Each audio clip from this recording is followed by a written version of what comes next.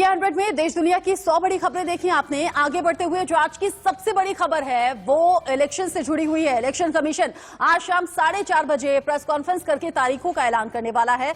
पश्चिम बंगाल में चुनाव कब होंगे, असम, तमिलनाडु, केरल, पुडुचेरी, इन सभी राज्यों को लेकर इलेक्शन कमीशन बड़ी तैयारी के साथ शाम 4:30 बजे प्रेस कॉन्फ्रेंस करके जानकारी देगा। और आपके चैनल ने भी की है बड़ी तैयारी। शाम 4:30 बजे प्रेस कॉन्फ्रेंस करके नई तारीखों का ऐलान होगा। लेकिन 2016 विधानसभा चुनाव के नतीजे क्या कहते हैं ये आपकी टीवी स्क्रीन पर हम लगातार दिखा रहे हैं। तमिलनाडु, केरल और पश्चिम बंगाल के नतीजे आपकी टीवी स्क्रीन पर। और इसी तैयारी के बीच में इलेक्शन कमीशन आज शाम 4:30 बजे चुनाव की तारीखों का ऐलान कर सकता है। आईटीवी नेटवर्क के सूत्रों के हवाले से खबर ये कि कोरोना को देखते हुए टाइमिंग्स बढ़ाई जा सकती हैं वोटिंग को लेकर, क्योंकि सोशल डिस्टेंसिंग मेंटेन करनी होगी।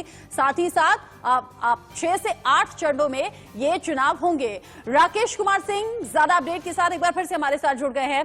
अब राकेश, एक के बाद एक ब्रेकिंग्स आप हमारे दर्शकों के साथ साझा कर रहे हैं, कुछ नया अपडेट मिला?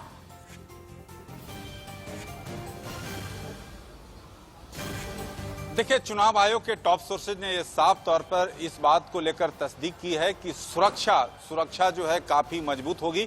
और सभी चरण में, जहां तक पश्चिम बंगाल की बात है, क्योंकि सबकी निगाहें पश्चिम बंगाल चुनाव को लेकर टिकी हुई हैं कि आखिरकार जिस तरह से वहां पर जो चुनाव अब तक रक्त रंजित रहा है, तो उसे किस तरह से जो है ये खूनी खेल से बचा जा सके और वहां पर सुरक्षा किस तरह से मजबूत किया जा सके। जिस तरह से वहां पर जो वोटरों को डराया धमकाया जाता है, तो चुनाव किस तरह से पूरी तौर पर साफ सुथरे तरीके से किया जा सके, इसको लेकर केंद्रीय अर्धसैनिक बल के जवान वहां पर पहुंचना शुरू हो गए हैं और जल्दी जो है वहां पर पूरी तैनाती की जाएगी।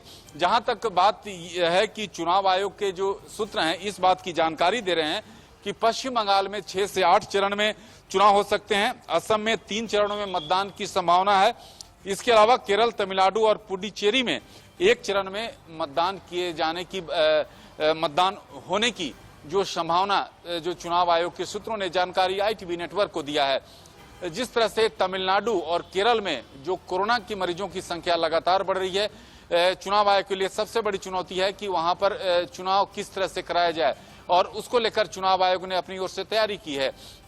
लेकिन जहां तक पश्चिम बंगाल को लेकर है, क्योंकि पश्चिम बंगाल का चुनाव इस बार काफी अहम माना जा रहा है, इसलिए क्योंकि जिस तरह से वहां पर चुनाव आयोग की टीम पश्चिम बंगाल में ही है और पश्चिम बंगाल को लेकर चिंता चुनाव आयोग को भी है। चुनाव आयोग ने साफ तौर पे कहा है कि इस बार जो है पश्चिम बंगाल की चुनाव अद्भुत देखने को मिलेगा। यानी सभी बूथों पर जो है सुरक्षा के पुख्ता प्रबंध रहेंगे। साथ ही साथ जो चुनाव आयोग की टीम जब पश्चिम बंगाल के दौरे पर थी पिछले बार, तो राजनीतिक दलों से मुलाकात की थी और राजनीतिक दलों ने इस बात को लेकर आशंका जताई थी।